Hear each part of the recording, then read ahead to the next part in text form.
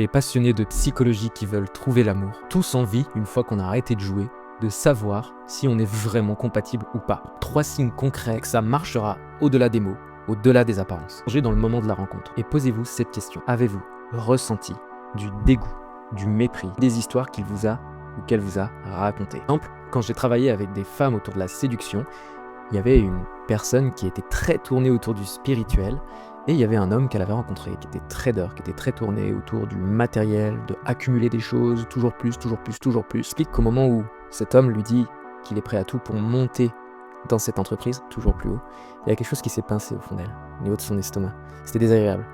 Et elle m'a dit, mais oui, mais il a ça, il a une bonne situation, il est stable, il est ici, et puis il a perdu telle personne dans sa famille, il a perdu son père, et puis ainsi de suite. Mais en fait, ça, c'est un élément important. C'est important d'avoir des exigences claires sur nos propres valeurs quand on rencontre quelqu'un. Le deuxième signe, est-ce que lorsque vous partagez des choses qui vous passionnent, est-ce qu'il y a une curiosité derrière?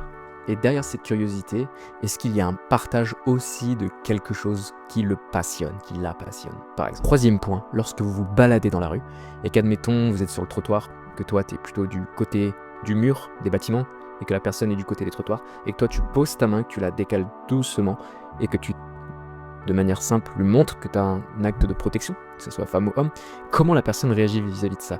Est-ce qu'il y a une friction? Comment le corps se comporte face au contact naturel? La terrible erreur, oubliez de se poser la première question qu'on devrait tous se poser lorsqu'on est dans une dynamique de rencontre, exercice inconscient.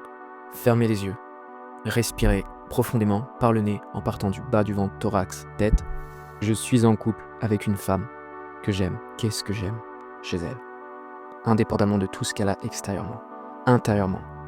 Qu'est-ce que j'aime profondément chez elle? Tu ne te poses pas clairement la question d'à quoi ressemble une personne que tu aimes, une personne pour qui tu ressens de l'amour. Tu peux t'en appuyer même en amitié pour comprendre ça.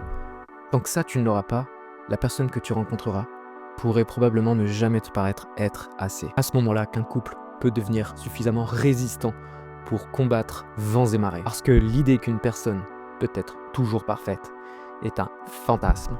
On a besoin de se référer à des points immuables qui nous permettront de toujours avancer. Tu veux peut-être m'aider, rediffuse le média, se comprendre. Merci infiniment pour ton attention et à très vite.